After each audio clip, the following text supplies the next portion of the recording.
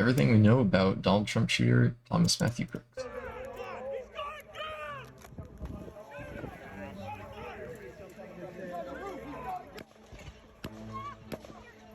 Take a look what happened. I don't care what side of politics you're on. There should never be people getting shot because of it, bro. The apparent attempted assassination of former president Rest in peace, the person that died there. What we know about this reported shooter and how on earth could this have happened? We bring on the Secret Service blows station. Deputy and SWAT team member Chad Ayers. Welcome to Sidebar, presented by Law and Crime. I'm Jesse Weber. Hello, Mr. Weber. This shouldn't come as a surprise, but we don't cover political stories here on Sidebar. We get enough of that on the news, right? We talk about crime stories that are capturing the nation's attention, those that you might not know about, but you should know about, those that have important legal angles. However, when you have a crime, a violent act that Bro, wasn't it only like 100 yards or something too? That's crazy that he missed. What am I talking about?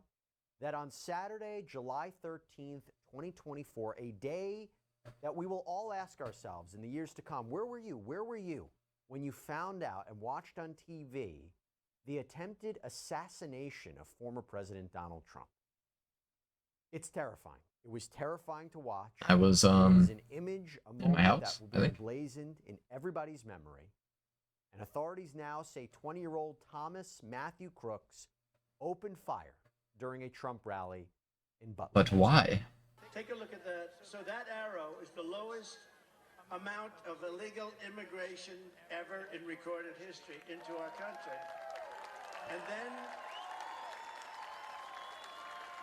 And then the worst president. Secret Service are sleep. Bro, wasn't the Secret Service guy fired for returning fire or something like that? Or is that, I don't know if it's real or not. I just saw something that said that. And you know, that's a little bit old, that chart. That chart's a couple of months old. And if you want to really see something that said, take a look at what happened.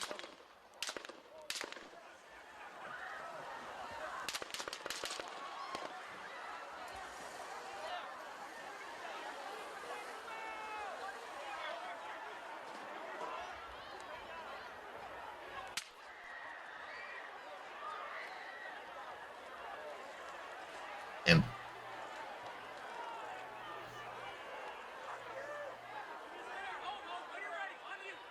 Let me get my shoes on.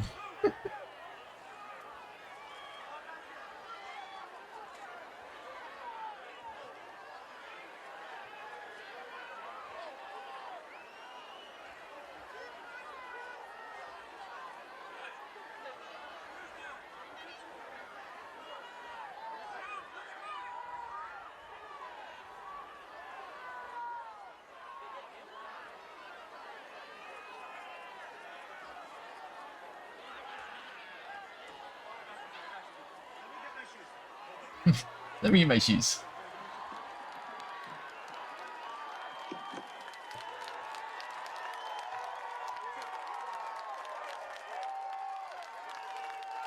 Now that's over.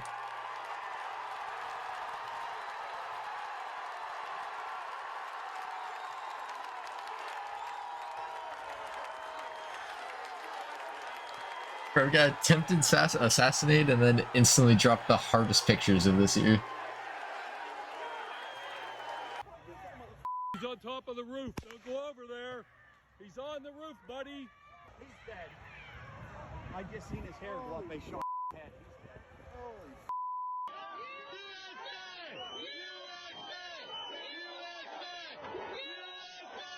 You can see Donald Trump recognize his ear had been hit. In photos and videos afterwards, you definitely. Man, that's crazy. Literally just like down his face, him being covered barely from getting hit. He gets up, fist to the crowd, mounting fight as he's escorted off the stage and into a car. Just an incredible sight to see. Honestly, I had chills in the back of my neck watching this unfold in real time. Crooks, the identified shooter, was shot and killed instantly by Secret Service sniper teams at the scene. Donald Trump told the New York Post that he was supposed to be dead and that a piece of his ear had been torn off. There's been a lot of talk about how close That bullet had come to his head. That's crazy. Now, as you might have heard on the audio of that incident where Trump says, "Let me get my shoes," he said Secret Service agents had hit him so hard that his shoes had fallen off, and he even said his shoes are tight. And aside, by the way, from the ominous visual of Oh, better someone than getting trying to shot, I kill guess. a former president of the United States, this shooting had devastating consequences. 50-year-old firefighter Corey Compatore lost his life. Reporting Damn. indicates he was Rest in shielding peace, man. his family when the gunfire erupted. He was trying to protect them. He was killed. An absolute true hero to the end. Pennsylvania Governor Josh Shapiro said Corey was a girl dad. Corey was a firefighter. Corey went to church every Sunday. Wasn't there Corey like loved his a community. there was like somebody else that got hospitalized too because of it? There were also 2 people who sustained critical Yeah. injuries in this: 57-year-old David Dutch and 74-year-old James Copenhaver, although police indicated they are now in stable condition, thank goodness. The GoFundMe page, by the way, was set up for the victims, and I want you to hear this. Yeah. Originally, they set a goal of $1 million. Almost $4 million has been reached, with over 52,000 donations. Unbelievable. Holy The FBI is currently investigating the shit. shooting, and what we know Yeah. is that the shooter used an That's AR wild. style 5.56 At least that's rifle, good. reporting indicating that the firearm Money was don't mean purchased probably shit legally right now, by but Crooks' father. It's unclear how he actually was able to obtain the gun, though. He was positioned about 130 to 150 yards away on a nearby dog roof, shit aim. this seemingly outside of the perimeter of where this rally was taking place. The shooting, by the way, happened about 6 minutes into Donald Trump's speech. And after the shooting, law enforcement discovered, quote, rudimentary explosives in Crooks' car. His car was parked near What? the rally. And this included an apparent IED. And also, authorities found bomb-making materials at his home as well. Hello? As for Crooks, authorities are still looking into his background, what his apparent motive was for this. Crooks' high school classmate, Jason Kohler, 21 years old, told media that Crooks was a loner who was bullied so much in high school, he would wear hunting outfits, he would sit alone at lunch, he was just Ow. an outcast. Cry about it, Kohler bitch. even That said doesn't he give was you the right honestly to shoot upset. somebody. Hey, we're going to get back to this historic story in just a minute, but I want to thank one of our sponsors who helps make this show possible so we can analyze these stories for you. Morgan & Morgan, America's largest injury law firm. Look, if you should find yourself in that position, Thank you, set man. a firm where Jameson Myers came out and told media that Crooks had tried out for the school's rifle team, but apparently didn't make the team because of how bad a shot he was. Wow. Okay, there's no way. Told media that Crooks had tried out for the There's school's no shot rifle that's team, real. but What? apparently didn't make the team Nah, that's because just of that's how bad actually a just too shot he funny. was. Wow. Now there are a lot No. of things that are surrounding No this shot. shooting in terms Also, of what school is a law rifle enforcement team? People at that rally had saw This looks like suspected training shooter school before he shooters, opened no? fire, how that roof wasn't secured, why the shooter wasn't neutralized earlier. Was there a miscommunication between local law enforcement and the Secret Service? Yeah, I Before we get think so, into brother. that, President Joe Biden delivered some remarks on Sunday regarding this shooting as well. Yesterday's shooting at Donald Trump's rally in Pennsylvania calls on all of us to take a step back. Take stock of where we are. Yep, read that How to go teleprompter. forward from here. Thankfully, former Trump is not seriously Former wounded. Trump. I spoke with him last night. I'm grateful. He's doing well, and Jill and I keep him and his family in our prayers. We also extend our deepest condolences Right. to the family of the victims who was killed. Corey was a husband, a father, a volunteer firefighter, a hero, sheltering his family from those bullets. We should all hold his family and all those injured in our prayers. A former president was shot, an American citizen killed, while simply exercising his freedom to support Where is he the looking? of his choosing. We cannot, we must not go down this road in America. There is no place. Wasn't in the America first time in for like this kind 40 of years or violence, something like that? any violence for that matter. An assassination attempt is contrary to everything we stand for as a nation. Everything. True.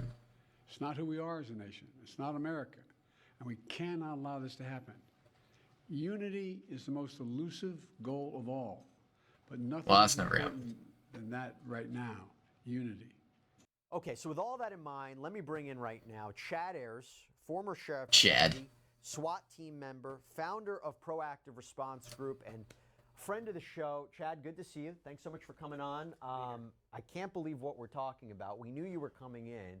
We thought we would, talk about some story that was happening in the news. What were your thoughts as you were watching this? Because for me, it was one of the most surreal, scary experiences seeing it happen in real time.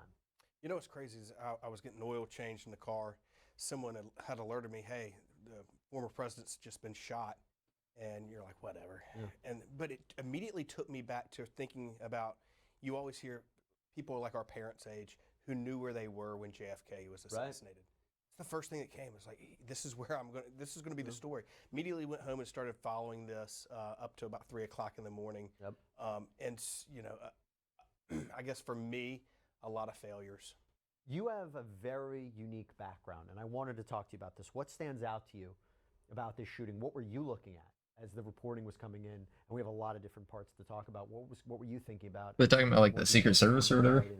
Was going on into the evening. You know, Jesse, I was a detail leader for a U.S. congressman for about 2 years. I've attended several of these rallies. So this guy knows what he's talking about. And what goes into them, the background, the security, the advancement that goes into them, and to think that this happened. Obviously, what the first and foremost is an elevated position shot. How in the world did this happen? That's step number one on an advancement as you prepare for any type of these visits. In my law enforcement background, you know, we had the opportunity to run 6 to 8 motorcades for current presidents, large events, worked hand in hand with the Secret Service, with the counter assault team, with their advanced team. I know that, you know, the Secret Service has a zero fail mission. They were this damn close to losing that zero fail mission on Saturday. So just a lot of break. Yeah, Secret Service. Oh my God, man! Many years Secret Service were sleeping, bro. That local law enforcement in Butler County was supposed to be maintaining the outside perimeter and communicating that to the Secret Service. Is that something that could? And by the way, we're not placing blame here because we don't have the full idea about what happened. But if you talk about a breakdown in communication, there were multiple agencies working together here. Is that something I would be totally off, that local law enforcement? Those bad comms? Might have been a miscommunication. Or, I didn't mean. I'm sorry, I didn't mean like that. If it was miscommunication, obviously at any of these type of events, you're going to solicit the local authorities for extra assets to have. But at the end of the day, you know, it does come back. I'm starting to eat then, no? Right? I think that the shift, the detail that President Trump's detail did a phenomenal job on stage. Right. There is a very big issue, you know, with whoever did the post assignments and the advancement. So I think that we are going to have to wait till this investigation's fully complete to truly grasp and understand. But at face, you know, this can't happen. Whether it was local law enforcement, well, it did. You know, there are some reporting out there. Obviously, the solicited, you know, TSA to help with running magnetometers. I really think that it's going to come down to there was a manpower issue. And again, sources close to me have told me that they requested additional assets. The Secret Service and the FBI have been pushing back on this. Secret Service spokesperson Anthony Guglielmi says there's an untrue assertion that a member of the former president's team requested additional security resources and that those were rebuffed. And he said this is absolutely false. In fact, we added protective resources and technology. So they were just sleeping. As part of the increased campaign travel tempo. And also the FBI came out and said the same thing. What do you make of that?